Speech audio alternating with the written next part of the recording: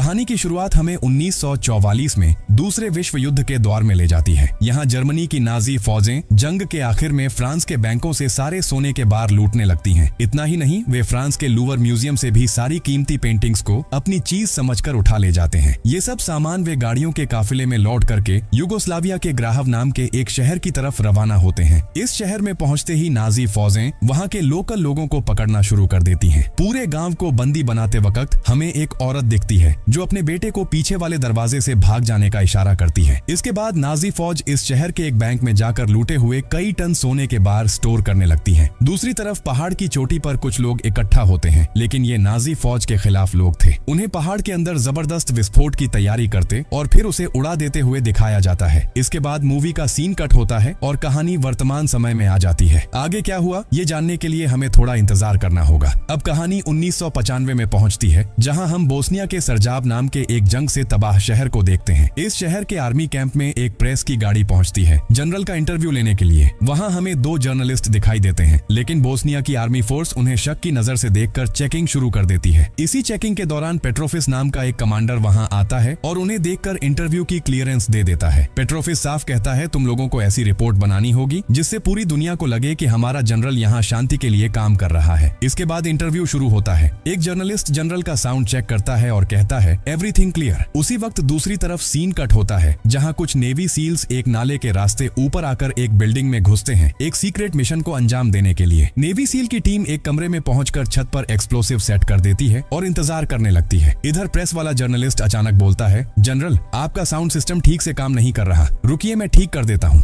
इतना कहकर वो कॉलर माइक ठीक करने के बहाने एक सुई निकालता है और जनरल की गर्दन में चुभो देता है। उसी पल उसका कैमरामैन कैमरे में छुपे चाकू से फुर्ती से अटैक करके बाकी सैनिकों को बेहोश कर देता है। अब दूसरी तरफ नेवी सील की टीम एक्सप्लोसिव ब्लास्ट कर देती है, जिससे उस फ्लोर में एक बड़ा सा गड्ढा हो जाता है। असल में ये जर्नलिस्ट भी नेवी सील के ही मेंबर थे और उनका मिशन था जनरल को बेहोश करके अमेरिका के बेस कैंप में ले जाना। प्लान के मुताबिक वो जनरल के मुंह पर ऑक्सीजन मास्क लगाते हैं, उसे पैक करते हैं और बाहर निकलने लगते हैं। लेकिन जैसे ही बाहर आते हैं, देखते हैं कि बोस्नियन आर्मी पहले से उनका इंतजार कर रही है। अब क्या करें, फेस टू फेस जबरदस्त फाइट शुरू हो जाती है और वो कई सैनिकों को ढेर कर देते हैं। लेकिन जब उन्हें एहसास होता है कि उम्मीद से कहीं ज्यादा आर्मी फोर्स है, तो समझ जाते हैं कि जिस एग्जिट प्लान से आए थे उस रास्ते से निकलना नामुमकिन है। तभी उनकी नजर कैंप में खड़े एक टैंक पर पड़ती है। वो उसी टैंक को हथिया लेते हैं और सीधे मेन गेट तोड़ते हुए भाग निकलते हैं। अब मैं तुम्हें इन नेवी सील्स से मिलवाता हूँ। 5 लोगों की इस टीम में लीडर है मैट बर्न्स, बाकी हैं बेकर, डफी, जैक और बेन। यहाँ मैट इनका चीफ इन कमांड है। टैंक लेकर ये लोग सैकड़ों सैनिकों के बीच से फुल स्पीड में निकलते हैं। तभी मैट कंट्रोल रूम को मैसेज देता है, हमने पैकेज सिक्योर कर लिया है, लेकिन प्लान गड़बड़ा गया है, हमें किसी दूसरे रूट से एग्जिट चाहिए, जल्दी हमारे लिए एयर सपोर्ट भेजो। उधर से जवाब आता है, अभी कुछ भी पॉसिबल नहीं है, या तो उसी रूट से निकलो या फिर खुद ही कोई रास्ता निकालो। ये सुनकर मैट और भी ज्यादा भड़क जाता है। इधर बोस्नियन आर्मी भी टैंकों और आरपीजी के साथ उनका पीछा करने लगती है। तभी जैक टैंक से एक जबरदस्त शॉट मारता है और दुश्मनों को उड़ा देता है। उसी वक्त एक सैनिक उनके टैंक के ऊपर चढ़कर ग्रेनेड निकाल लेता है और पिन हटा देता है, लेकिन फेंकने से पहले ही मैट चालाकी से अचानक ब्रेक मार देता है। संतुलन बिगड़ते ही वो बेवकूफ सोल्जर टैंक से लटक जाता है और उसी के हाथ में ग्रेनेड फट जाता है। वहीं उसका काम तमाम हो जाता है। इतने में और भी कई गाड़ियों का काफिला उनका पीछा करने लगता है। मैट सामने एक टावर देखता है और उस पर शॉट मारकर उसे उड़ा देता है। फिर तेजी से टैंक दौड़ाकर आगे निकल जाता है। नतीजा ये होता है कि पीछे आ रही सारी गाड़ियां आपस में टकराकर एक्सीडेंट कर जाती हैं और पूरा रास्ता जाम हो जाता है। लेकिन इतनी तबाही के बाद भी उनके आगे और पीछे आर्मी के टैंकों के साथ पेट्रोविच आ जाता है। उस वक्त उनका टैंक एक ब्रिज के ऊपर होता है। अब कोई रास्ता न देखकर मैट जैक को ऑर्डर देता है कि ब्रिज पर शॉट मारे ताकि पूरा टैंक सीधे पानी में गिर जाए, क्योंकि वो नेवी सील्स हैं और उनके लिए पानी सबसे सेफ जोन है। प्लान के मुताबिक जैसे ही ब्रिज टूटता है, टैंक नदी में जा गिरता है। फिर वो जनरल को लेकर पानी के अंदर तैरते हुए नहर के दूसरी तरफ निकल जाते हैं। ऊपर से बोस्नियन आर्मी ताबड़तोड़ फायरिंग करती है, लेकिन उन्हें ज्यादा नुकसान नहीं होता और वो काफी दूर निकल जाते हैं। आगे जाकर वो देखते हैं कि सामने स्पीड बोट्स पर सवार आर्मी पहले से उनका इंतजार कर रही है। अब क्या करें, नेवी सील्स पीछे से चुपचाप जाकर दुश्मनों को संभलने का मौका दिए बिना एक एक करके सबको ढेर कर देते हैं। फिर वही स्पीड बोट्स लेकर वो वहां से फरार हो जाते हैं। अब नेवी सील्स बोस्नियन जनरल को लेकर अमेरिका के बेस कैंप पहुंचते हैं। वहां उनका चीफ इन कमांड लेविन ये देखकर हैरान रह जाता है कि एक देश के जनरल को ये लोग जूता चोर की तरह पकड़कर उठा लाए हैं। ये हालत देखकर वो गौस्से और दुख में कुछ बोले बिना ही वहां से चला जाता है। लेकिन अगले दिन सुबह वो पूरी टीम को बुरी तरह फटकार लगाता है। कमांडर गुस्से में कहता है, मैंने तुम्हें कहा था बिल्कुल चुपचाप बिना किसी फुटप्रिंट के मिशन पूरा करना,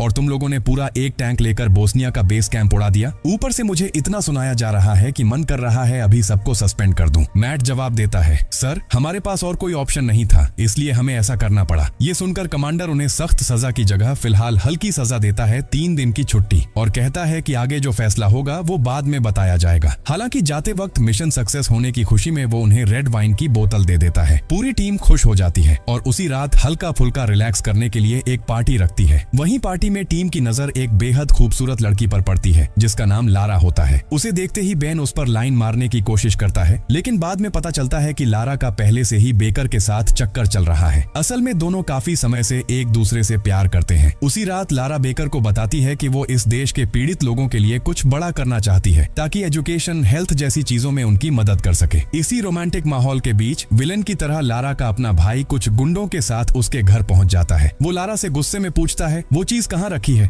बता। लारा कहती है, वो मेरे पास नहीं है। इतना सुनते ही उसका भाई भड़क जाता है। तभी बेकर वहाँ आ जाता है और उनसे भिड़ जाता है, लेकिन कुछ ही पलों में वो खुद एक आदमी के गन पॉइंट पर फंस जाता है। अब लारा घबरा कर बोलती है, ठीक है मैं बता दूंगी, वो कहाँ है। ये कहकर जब वो सब बाहर आते हैं तो वहाँ पहले से ही मैट मौजूद होता है। बेकर उसे इशारा करता है और अचानक अटैक करके दोनों मिलकर सारे गुंडों को जमीन पर सुला देते हैं। मैट को देखकर बेकर बोलता है, तो मतलब तुम चुपके मुझ पर नजर रख रहे थे। असल में मैट पहले दिन से जानता था कि बेकर एक लोकल लड़की के प्यार में पड़ गया है। मैट के जाने के बाद लारा बेकर को वो चीज दिखाती है जिसके लिए उसका भाई रोज उसे टॉर्चर करता था। लारा एक 12 किलो का चमचमाता सोने का बार निकालती है और कहती है, यही है वो कीमती चीज। इतना बड़ा गोल्ड बार देखकर बेकर पूरी तरह हैरान रह जाता है। वो पूछता है, इतनी कीमती, लगभग $1.5 लाख की ये गोल्ड बार तुम्हें मिली कहाँ से। तब लारा उसे इस सोने का इतिहास बताने के लिए एक झील के पास ले जाती है। दोनों स्कूबा डाइव करके झील की गहराई में उतरते हैं। वहाँ बेकर देखता है कि पानी के नीचे पूरा का पूरा एक शहर छुपा हुआ है। घर, इमारतें, यहाँ तक कि एक चर्च भी सब कुछ इस बात का सबूत देता है कि कभी यहाँ एक मशहूर शहर बसा हुआ था। अब लारा उसे पूरी कहानी बताना शुरू करती है। वो कहती है, तुम्हें मूवी का पहला सीन याद है, वो छोटा लड़का जिसे उसकी माँ ने भाग जाने को कहा था। असल में वही लड़का मेरे दादा थे। लारा बताती है कि उस दिन भागते वक्त उसके दादा ने देखा था कि नाजी फौज इस शहर के बैंक लॉकर में ढेरों सोने के बार भर रही थी। तभी उस छोटे लड़के ने चोरी से एक गोल्ड बार उठा लिया, लेकिन थोड़ी ही देर में वो गार्ड्स के हाथ लग गया। चालाकी से वो उनसे भाग निकला और जाते जाते उस गोल्ड बार को एक जगह छुपाकर गांव के ऊपर पहाड़ की तरफ चढ़ गया। पहाड़ पर पहुंचकर उसे दूर से फायरिंग की रोशनी और लोगों की चीख पुकार सुनाई देती है। तब उसे समझ आता है कि उसके सारे गांव वालों को पकड़कर वहीं मार दिया जा रहा है। उसी वक्त एक दूसरी ग्रुप उसे पकड़ लेती है और कहती है, हम नाजी नहीं हैं, हमारे साथ आओ। वो उसे अपने साथ ले जाते हैं, जहां वो देखता है कि गांव के ऊपर बने पानी के डैम में बम लगाए जा चुके हैं। उनका प्लान था कि जैसे ही डैम उड़ेगा पूरा इलाका पानी में डूब जाएगा और सारे जर्मन सैनिक मारे जाएंगे। वे उस लड़के से ही बम एक्टिवेट करवा देते हैं। कुछ ही पलों में पूरा डैम तबाह हो जाता है। भयानक सैलाब गांव की तरफ टूट पड़ता है और पूरा गांव नाजी सैनिकों समेत हमेशा के लिए पानी में समा जाता है। इस तरह एक पूरा बसा बसाया शहर करीब 50 सालों से एक खौफनाक इतिहास के साथ दुनिया के नक्शे से गायब हो जाता है। लारा कहती है कि उसके दादा ने उसे ये पूरी कहानी सुनाई थी और ये जो गोल्ड बार है यही वो सोना है जिसे उसके दादा ने उस दिन छुपाया था और बाद में बड़ा होकर उसके पास अमानत के तौर पर रख दिया। इसका मतलब ये है कि पानी के नीचे सिर्फ एक नहीं बल्कि सैकड़ों गोल्ड बार पड़े हैं। इसीलिए लारा बेकर से उन्हें बाहर निकालने में मदद मांगती है। बेकर बिना सोचे एक ही पल में मान जाता है। जब वो गोल्ड बार टीम के पास लेकर जाता है तो पूरी टीम की दिलचस्पी आसमान छूने लगती है। बेकर सबको बताता है कि यहाँ करीब 2000 के आसपास गोल्ड बार मौजूद हैं, जिनका असली मालिक फ्रांस है। अगर एक गोल्ड बार की कीमत करीब $1.5 लाख मानी जाए तो 2000 गोल्ड बार की टोटल वैल्यू करीब $300 मिलियन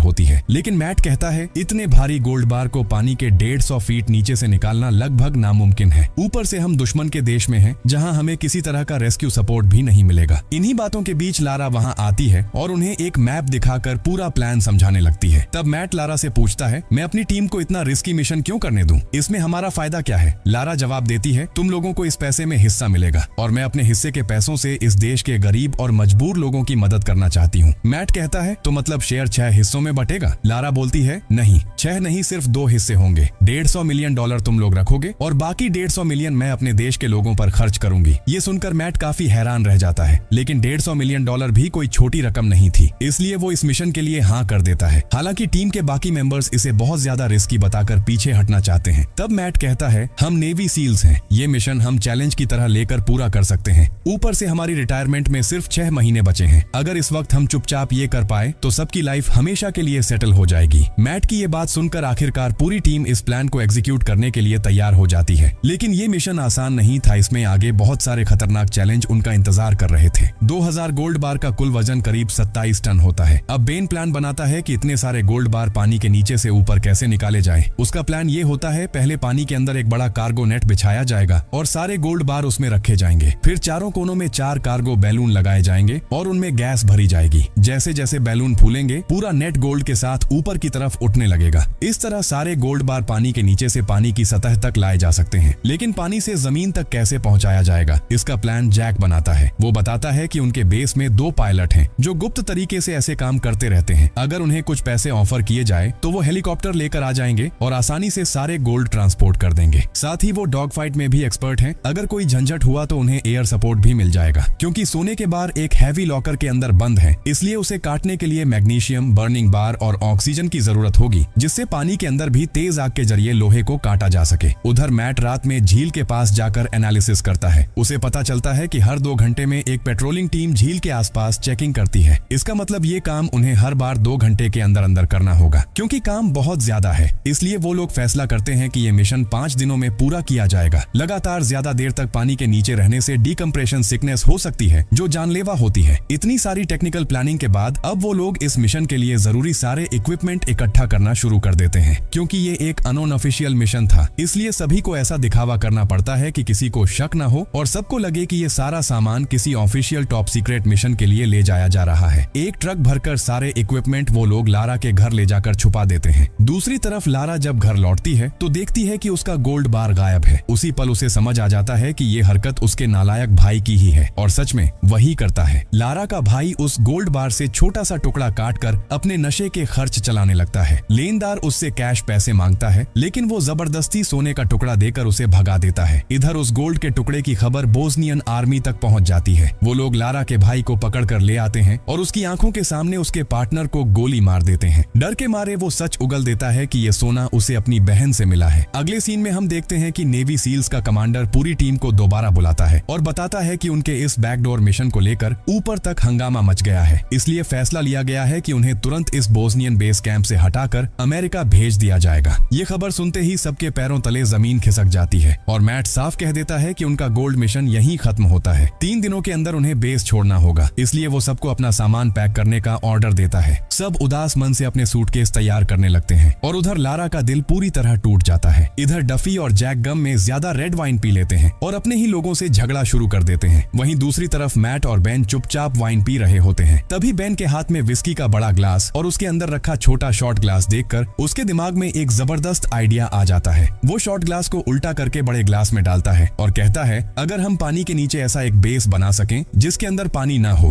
और जो पूरा ऑक्सीजन से भरा हो, तो हम बिना रुके लगातार काम कर सकते हैं और एक ही रात में पूरा मिशन खत्म कर सकते हैं। इतना खतरनाक आइडिया आते ही वो तुरंत बेकर को कॉल करता है। बेकर बताता है कि पानी के नीचे एक चर्च है और उसके अंदर एक कमरा है जो पूरी तरह एयर टाइट है। अगर उस कमरे को ऑक्सीजन से भर दिया जाए तो वही उनका अंडर वाटर चैम्बर बन सकता है। ये सुनते ही पूरी टीम फैसला कर लेती है कि आज ही रात मिशन शुरू किया जाएगा। बेकर लारा से कहता है कि वो सारे इक्विपमेंट लेकर झील के किनारे पहुंच जाए और जैक पहले से सेट किए गए पायलट्स को मैसेज कर देता है कि वो सुबह होने से पहले ही लोकेशन पर मौजूद रहें। उधर उन्हें बेस से बहुत सारे ऑक्सीजन सिलेंडर और भारी सामान बाहर निकालना था। इसके लिए वो एक फेक टाइम्ड अर्जेंट मिशन का पेपर तैयार करते हैं और एयरक्राफ्ट के पायलट को दिखाकर कहते हैं, एक बहुत बड़ा सीक्रेट मिशन है, तुरंत हमें लेकर उड़ो। ये रहे मिशन ऑथराइजेशन डॉक्यूमेंट्स। पायलट्स पूरी तरह यकीन कर लेते हैं और बिना ज्यादा सवाल किए उन्हें लेकर उड़ जाते हैं। जैसे ही हेलीकॉप्टर झील के ऊपर पहुंचता है, 5 नेवी सील्स अपने सारे सामान के साथ छलांग लगा देते हैं और यहीं से शुरू होता है गोल्ड बार रिकवरी मिशन। वे पानी के अंदर डाइव करते हुए सबसे पहले उस चर्च में पहुंचते हैं। वहां जो घंटा घर का कमरा था, बेन उसमें ऑक्सीजन भरना शुरू करता है। धीरे धीरे कमरे का पानी कम होने लगता है और पूरा कमरा ऑक्सीजन से भर जाता है। उधर ऊपर मौजूद लारा कुछ लकड़ी लेकर एक प्लेटफॉर्म बनाती है और उसे बेकर के नीचे पहुंचाती है। इस लकड़ी के प्लेटफॉर्म पर वे अपने जनरेटर और ऑक्सीजन सिलेंडर रख सकते हैं और खुद भी उस पर बैठ सकते हैं। इतना करके कुछ ही समय में उनका पूरा under water chamber work station के लिए पूरी तरह तैयार हो जाता है। मैट बेन के इस यूनिक आइडिया की सफलता देखकर बहुत खुश होता है। अब बारी आती है गोल्ड खोजने की। इसके लिए मैट, बेन और जैक बैंक के उस लॉकर में पहुंचते हैं जहां भारी मात्रा में धन रखा हुआ था। पहले वे वॉल्ट के कमरे की दीवार तोड़ना शुरू करते हैं। ड्रिल मशीन से पहली दीवार तोड़ने पर वे पाते हैं कि उसके पीछे एक और सेकंड दीवार है। उसे भी ड्रिल करने के के बाद वे वॉल्ट की लोहे की शीट तक पहुंच जाते हैं। अब जैक मैग्नीशियम बर्निंग बार से उस लॉक को गोल करके काटना शुरू करता है। वहीं चैम्बर में देखा जाता है कि पुरानी स्थिति के कारण छत में छेद होने से पानी अंदर आने लगता है। बेन बताता है कि ये दीवारें 50 साल से किसी ऑक्सीजन के संपर्क में नहीं आई थी, इसलिए अब वे डियोनेक्साइड हो रही हैं। इसका मतलब है कि उनके पास अधिकतम सिर्फ 1 घंटा है, उसके बाद पूरा कमरा पानी से भर जाएगा। इसलिए मैट तुरंत लकड़ी लगाकर अस्थायी रूप से पानी रोकने का काम करता है। जब जैक अपनी स्टील कटिंग से आखिरकार वॉल्ट का दरवाजा खोल देता है तो वे सब अंदर जाकर गोल्ड की खोज शुरू कर देते हैं। इधर वही बोस्नियन कर्नल धीरे धीरे लारा के घर पहुंचता है। वहां उसे लारा के वार्डरोब में स्कूबा डाइविंग जैकेट और एक मैप दिखाई देता है। तभी उसे शक होता है कि शायद इस लड़की ने उस झील में कुछ पाया है। वो तुरंत अपनी टीम लेकर उस झील पर पहुंचता है। वहां आते ही कुछ लकड़ी के टुकड़े जमीन पर पड़े देख उसका शक और गहरा हो जाता है। इसके बाद वो अपनी टीम को वहां रोकने का ऑर्डर देता है। उधर नेवी सील्स के बेस कैंप में चीफ इन कमांड उन असामियों को लंबे समय तक नहीं देख पाता तो खोजबीन शुरू कर देता है, लेकिन कहीं भी उनका कोई सुराग नहीं मिलता।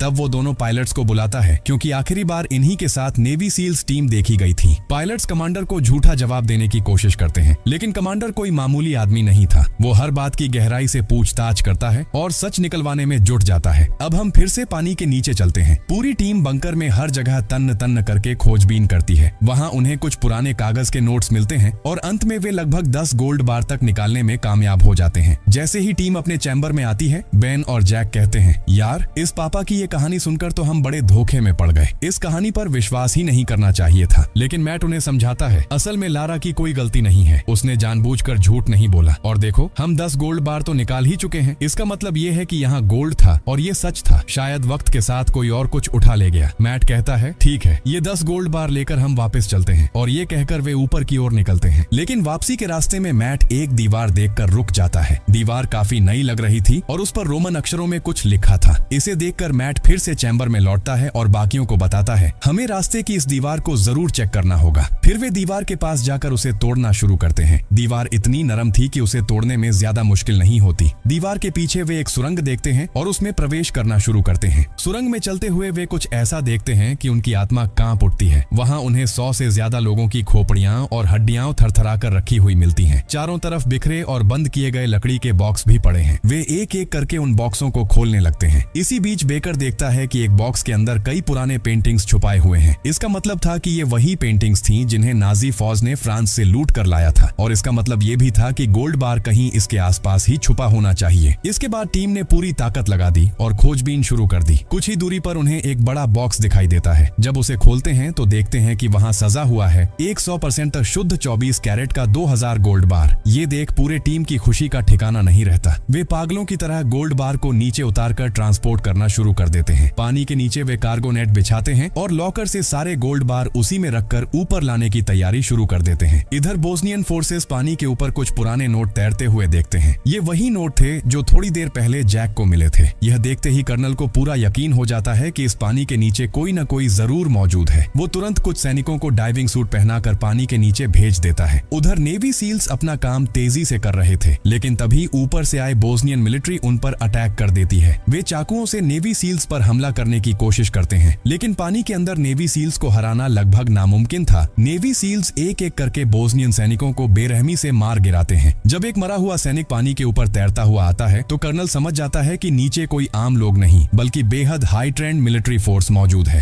अब वो ग्रेनेड अटैक की प्लानिंग करता है। आप सोच रहे होंगे पानी में ग्रेनेड से क्या नुकसान हो सकता है। असल में पानी के नीचे ग्रेनेड फटने पर जबरदस्त प्रेशर और शॉक वेव बनती है जो आसपास मौजूद इंसान के शरीर के अंदरूनी अंगों को पल भर में तहस नहस कर सकती है। इसी थ्योरी पर काम करते हुए कर्नल कुछ ग्रेनेड एक एंकर के साथ बांधकर उसे पानी में उतारता है। थोड़ी गहराई में ले जाकर जैसे ही वो उसे झटका देता है, ग्रेनेड के पिन निकल जाते हैं और कुछ ही सेकंड में भयानक धमाके होने लगते हैं। लेकिन क्योंकि वो धमाके काफी ऊपर हुए थे, इसलिए किसी को कोई नुकसान नहीं होता। फिर भी टीम समझ जाती है कि अब उनके पास बिल्कुल भी टाइम नहीं बचा है। वो फटाफट अपना काम तेज कर देते हैं। एक एक करके सारे गोल्ड बार लाकर कार्गो नेट के पास जमा करने लगते हैं। फिर वो उस नेट में बड़े बड़े एयर बैलून लगाकर उनमें गैस भरना शुरू कर देते हैं। तभी ऊपर से फिर ग्रेनेड गिराए जाते हैं। इस बार उन्हें और नीचे तक लाकर ब्लास्ट किया जाता है। इस धमाके से पूरी टीम को जोरदार झटका लगता है। आसपास की पुरानी दीवारें टूट टूट कर गिरने लगती हैं। हालात बेहद खतरनाक हो जाते हैं। स्थिति बिगड़ती देख वो मेन एयर बैलून में तेजी से ऑक्सीजन भरने लगते हैं। जैसे जैसे बैलून फूलता है वो ऊपर की तरफ उठना शुरू करता है। लेकिन इसी दौरान आर्मी लगातार ग्रेनेड अटैक करती रहती है, जिससे उनके लिए टिके रहना मुश्किल हो जाता है। असल में पानी के नीचे रहकर फाइट बैक करने का कोई रास्ता नहीं था, उन्हें हर हाल में ऊपर जाना ही होगा। लेकिन तभी वो देखते हैं कि थोड़ी दूर जाने के बाद बैलून ऊपर उठना बंद हो जाता है। वजह ये थी कि जितना वजन उन्होंने अनुमान लगाया था उससे कहीं ज्यादा गोल्ड हो चुका था, इसीलिए बैलून अब और ऊपर नहीं जा पा रहा था। अब इसे ऊपर उठाने के लिए उन्हें और ज्यादा ऑक्सीजन की जरूरत थी। तभी मैट को याद आता है कि कुछ गैस सिलेंडर ग्रेनेड अटैक की वजह से बैंक के अंदर ही रह गए थे। वो बिना एक सेकंड सोचे अपनी जान जोखिम में डालकर वापस उसी खतरनाक एरिया में चला जाता है। वो जैसे ही एक ऑक्सीजन सिलेंडर ढूंढकर उठाता है तभी एक जबरदस्त धमाका होता है और ऊपर से पूरा स्ट्रक्चर टूट कर उसके ऊपर गिरने लगता है। मैट बाल बाल बचता है, मौत को छूकर वापस आता है, लेकिन आखिरकार वो एक सिलेंडर घसीटते हुए बैलून तक ले आता है। जैसे ही वो उस सिलेंडर से ऑक्सीजन भरता है, बैलून जोर जोर से हवा भरते हुए तेजी से ऊपर उठने लगता है। कुछ ही सेकंड में पूरी टीम पानी की सतह के ऊपर पहुंच जाती है, लेकिन ऊपर पहले से ही बोस्नियन कमांडर मौजूद था। वो रॉकेट लॉन्चर उठाकर पूरी टीम को उड़ाने ही वाला होता है। मैट उसे देखते ही पिस्टल से फायर करता है, एक गोली, दो गोली, लेकिन कोई भी निशाने पर नहीं लगती। मैगजीन खाली हो जाती है। मैट समझ जाता है अब सब खत्म, लेकिन तभी आसमान से अचानक एक हेलीकॉप्टर एंट्री लेता है और हैवी मशीन गन से पूरी बोस्नियन फोर्स को भून डालता है। यही वो पायलट होते हैं जिन्होंने पहले डर के मारे सब सच कमांडर को बता दिया था और सच्चाई जानने के बाद कमांडर ने इन्हें भेजा था नेवी सील टीम को रेस्क्यू करने। लेकिन रुको, मिशन अभी खत्म नहीं हुआ था, लास्ट ट्विस्ट अभी बाकी था। अब वो पूरे 27 टन गोल्ड को हेलीकॉप्टर से बांधकर बेस कैंप की तरफ रवाना होते हैं। बेस पहुंचते ही चीफ इन कमांड सबकी जबरदस्त क्लास लगा देता है इतने बेवकूफी भरे अनऑफिशियल मिशन पर जाने के लिए। लेकिन जब उसे पूरी सच्चाई पता चलती है तो वो इस मिशन को दबाने और सब कुछ सीक्रेट रखने के लिए एक खतरनाक प्लान बनाता है। अगले दिन सुबह बेस कैंप में एक पेज ब्रीफिंग आयोजित होती है। वहाँ बताया जाता है कि हमारी स्मार्ट टीम इस देश की एक लोकल लड़की की मदद से फ्रांस के 50 साल पहले खोए हुए गोल्ड बार को ढूंढ निकालने में सफल रही है। उन्होंने ये गोल्ड फ्रांस को वापस सौंपने का फैसला किया। सभी गोल्ड बार फ्रांस को हस्तांतरित किए जाते हैं। इस बहादुरी काम के लिए फ्रांस सरकार पूरी टीम को विशेष सम्मान से नवाजती है। लेकिन इस तरह की प्रशंसा देखकर टीम के अंदर थोड़ी निराशा भी होती है। बाद में कमांडर टीम को एक कमरे में बुलाता है और बताता है कि असल में मैंने सभी गोल्ड बार तुम्हें नहीं दिए, तुम्हें सिर्फ $150 मिलियन का गोल्ड दिया गया है। बाकी का गोल्ड मैंने अपने जानकार के जरिए मार्केट में बेचकर तुम्हारे लिए अलग रखा है। फिर वो 6 मेंबर को 6 चेक देता है। सभी चेक देखकर हैरान रह जाते हैं। उनके नाम पर सिर्फ 3665 का चेक था। मैट का दिमाग पूरी तरह खराब हो जाता है। वो सोचता है क्या ये आदमी सारा पैसा खा गया या फिर मुझसे मजाक कर रहा है। तभी कमांडर कहता है तुमने ये मिशन इस देश की भलाई के लिए किया, इसलिए अब पैसे के लिए क्यों सोच रहे हो। इस पर लारा अपनी चेक देखती है और पूरी तरह दंग रह जाती है। उसके चेक में करीब 14,99,08,070 का अमाउंट लिखा था। इसका मतलब था कि चिफ ने सारी टीम की कमाई लारा को दे दी थी और नेवी सील्स टीम को सिर्फ उनका मिशन फी मिला। सब टीम के मेंबर समझ जाते हैं कि उनकी गलतफहमी थी और अपने चेक लारा को सौंप देते हैं। यह देखकर लारा बेहद खुश होती है और इस कहानी यहीं खत्म होती है।